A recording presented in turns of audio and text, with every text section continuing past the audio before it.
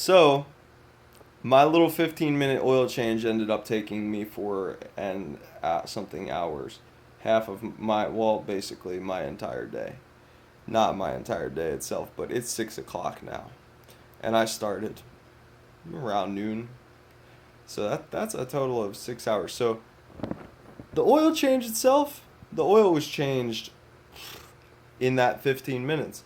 But I decided that it was important to clean out the fuel system because it's a turbo car and I wanted to, make sure it's nice and, clean so that way, the inside is, nice and open so it can breathe right. It's supposed to breathe, that car. Now, all cars are actually supposed to breathe. That's why you're supposed to change your air filter, even though none of you do that. This decided to happen while I was changing my oil. This is a coil pack. So I seafoamed my engine to try to clean it. But me not being a professional, they didn't know how to do it. I sucked it into one of the vacuum lines and I put too much.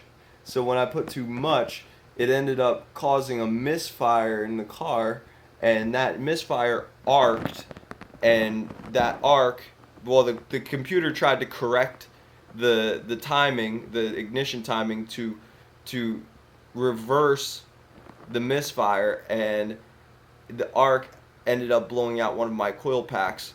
So I'm driving.